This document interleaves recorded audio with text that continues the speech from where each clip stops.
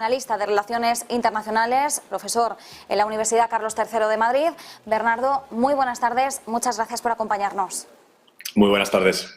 Bueno, Bernardo, primeras sensaciones respecto a la decisión por parte de Alemania. Había habido muchas vueltas al respecto, pero la presión finalmente ha vencido. Había mucha presión europea sobre Alemania y no solo europea, occidental en su conjunto. Olaf Scholz finalmente califica esta decisión como la decisión correcta. Nos llaman la atención bastantes cosas. Por un lado, que dice que con esta decisión quieren evitar una escalada de la guerra entre Rusia y la OTAN, algo que podemos poner desde luego muy en duda, porque el Kremlin ya ha dicho que esto va a llevar el conflicto a otro nivel. Pero bueno, estableciendo un poquito las primeras sensaciones, ¿cómo calificarías la decisión de Alemania? Bueno, pues como has comentado, lo cierto es que tiene múltiples ángulos esta cuestión y analizarlo tendríamos que ir uno por uno, pero la más inmediata y la más evidente es que es un aumento drástico de nuestro compromiso con la defensa de Ucrania hasta un punto que, según los observadores, según el analista, pues puede variar el hecho de que de repente empieza a ser legítima la preocupación que pueda tener Rusia por su mera supervivencia o por sobre el terreno.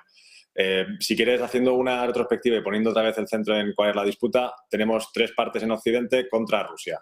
Una de las partes es Ucrania, que tiene ahora mismo una batalla por su propia supervivencia nacional.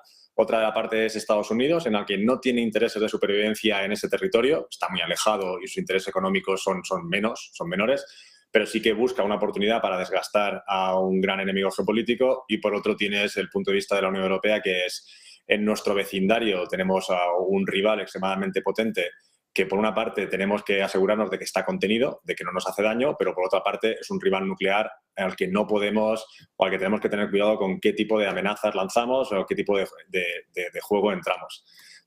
Con esos tres actores por parte de Occidente, durante el último año hemos visto que poco a poco hemos ido aumentando el tipo de involucración que teníamos. Al inicio, el primer mes, recordemos en febrero y marzo del año 2022, que Ucrania prácticamente luchó a pecho descubierto con muy poca ayuda. En los siguientes meses nosotros ayudamos sobre todo con el envío de lo que llamamos material defensivo, desde medicinas, sistemas de energía y también como misiles con muy poco largo alcance. Incluimos ayuda financiera. En verano subimos un poco el nivel y empezamos a manejar y a enviar misiles de alta precisión, que fueron los que sirvieron para realizar la ofensiva de septiembre, que acabó con una gran parte del territorio del Donbass recuperado por Ucrania. Y en esos meses eso inició una escalada por parte de Rusia, en la que comenzó y ensanchó el conflicto a objetivos civiles. Y ahora, en los últimos meses, sobre todo, de que había ocurrido un cierto estancamiento, hemos visto que Rusia mantiene ciertas posiciones tras su reclutamiento y hay un cierto miedo de que una vez que se produzca el deshielo, Ucrania no aguante y sucumba. Es en ese contexto en el que analizar ahora la decisión de subida de tropas, o en este caso de subida de nuestra involucración. ¿Cuál es el miedo para los analistas más pesimistas? Y tengo que decir que también es un poco mi opinión. El miedo es que Rusia considere que nosotros somos parte beligerante del conflicto y que de repente su uso de fuerzas nucleares sea mucho más creíble. En el sentido de que a nivel estratégico durante los últimos 60 años consideramos que el único uso que tiene el arma nuclear es para defender tu territorio o intereses que sean extremadamente vitales. Y la consideración de esta parte de la academia, de esta parte de gente que mira estos conflictos, es que Ucrania, sobre todo la parte del Donbass, Donetsk y Crimea, son zonas que duelen mucho a Rusia y por las cuales sí se justificaría algún tipo de uso nuclear. Con lo cual, la entrada en conflicto, la subida en este caso de intensidad hasta un punto tecnológico que puede cambiar el balance de fuerzas sobre el terreno a favor de Ucrania, puede aumentar el riesgo de que efectivamente se produzca una respuesta mucho más violenta por parte de Rusia. Esa es una de las visiones. La otra es considerar que Rusia está tan defenestrada en su apoyo político internacional que no es capaz de generar consenso interno para el uso de armas nucleares y que en ese contexto podemos apretar un poco más. Estaríamos siguiendo un poco la agenda de Estados Unidos, que es: aprovechemos que Rusia ha cometido una serie de catastróficos errores durante el último año y medio, aprovechemos que no son capaces y han demostrado que su estado militar está mucho más deteriorado de lo que pensamos, que además no se atreven a utilizar arma nuclear porque China, India y otros países le han dicho que le pueden apoyar de manera más o menos tácita en el conflicto, pero que utilizar el arma nuclear es demasiado excesivo, y aprovechamos entonces para forzar un poco más, romper un poco más, vertebrar un poco más al ejército ucraniano y que adentre en las fronteras. Esos son como los dos grandes extremos analistas, aquellos que dicen que en realidad es una oportunidad porque Rusia no se va a atrever a utilizar el arma nuclear, y aquellos otros, entre los que yo me incluyo, pero es una opinión más o un análisis más, que consideramos que efectivamente hay un verdadero riesgo de que Rusia se sienta amenazada en supervivencia y utilice el arma nuclear. Y por terminar, luego hay una zona gris que quizás a lo mejor es la más interesante, y yo creo que esto es lo que tenemos que prestar atención en los próximos días, que es esta idea de que a lo mejor Estados Unidos y Alemania han lanzado una afirmación suficiente para señalar que están apoyando militarmente a Ucrania en un grado más, pero van a retrasar logísticamente el transporte o el uso o la implementación de los tanques sobre el terreno. Lo sabemos porque ha habido ciertas declaraciones del Estado Mayor de la Defensa de Estados Unidos diciendo que los tanques estadounidenses, aunque se empiecen a enviar hoy, solo estarán en funcionamiento en el año 2024. Y habría que ver la declaración que ha hecho Scholz, cómo se implementa, para saber si esos tanques Leopard forman parte del conflicto desde mañana a la primera semana siguiente o también tienen algún calendario aproximado. Porque en ese caso lo que nos estaríamos manejando es un ejercicio de postureo político, de propaganda, de decir, mi compromiso es suficientemente fuerte hasta el punto de que hago esas declaraciones públicas, pero luego tú y yo sabemos que no podemos aportar tanto, tú y yo, Rusia y nosotros somos conscientes de que tenemos que manejar este conflicto que ocurre en una zona relativamente acotada del territorio en algún tipo de márgenes para no causar escalada. Así que esos son los tres escenarios: más pesimista, más posibilista relativo a la victoria de Ucrania, y luego este grisáceo en el que lo que estaríamos viendo es un juego político de declaraciones.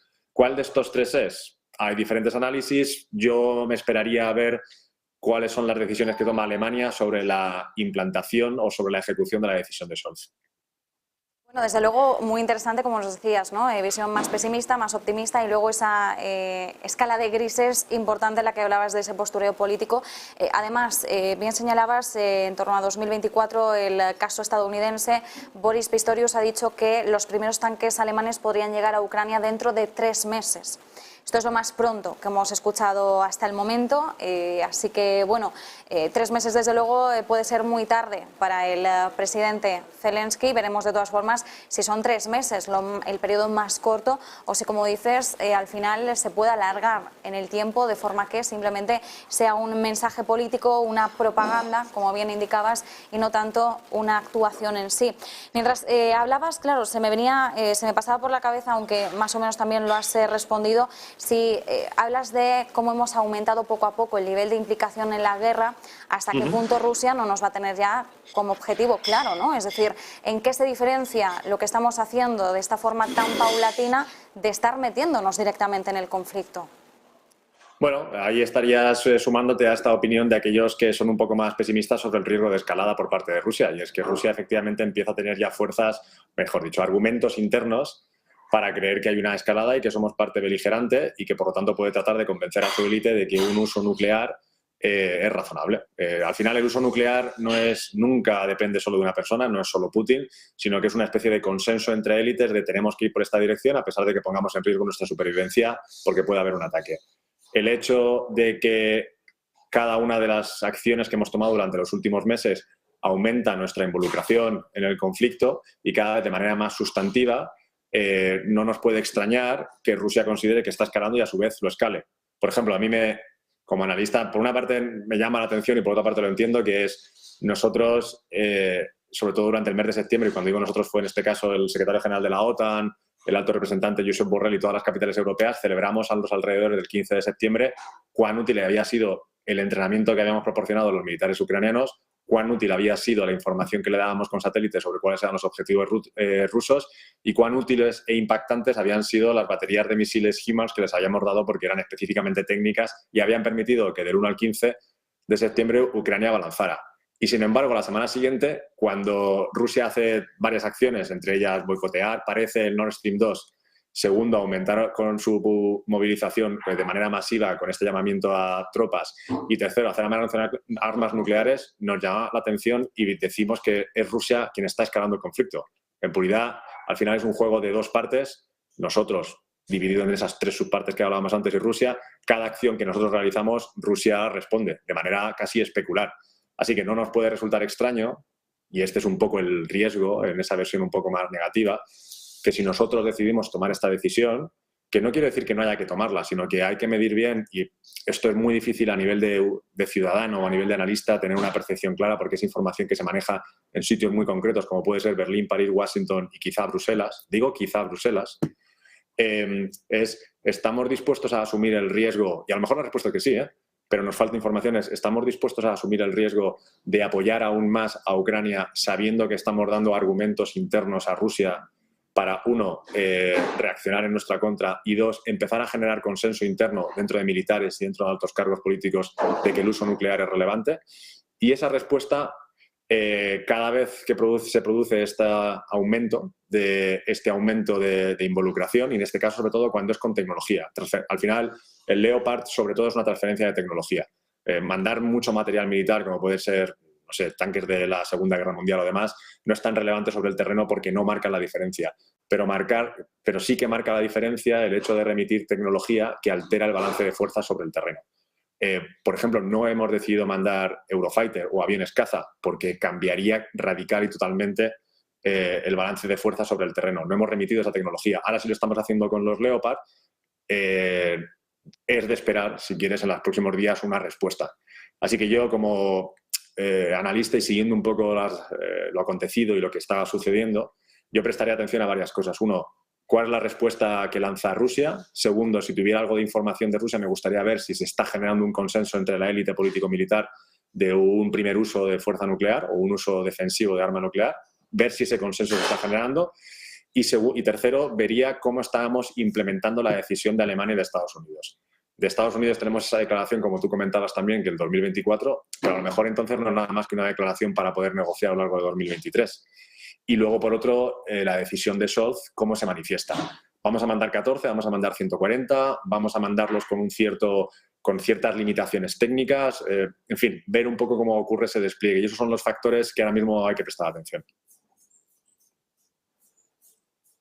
Pues Bernardo, nos quedamos con esto. Yo no sé hasta qué punto somos demasiado pesimistas, pero desde luego precavidos, yo creo que con estos análisis sí lo intentamos ser. Así que nos quedamos, como bien dices, con estas tres posibilidades, con este análisis. Muchísimas gracias, como siempre, un placer. Gracias a vosotros y es un placer compartir estas ideas con vosotros.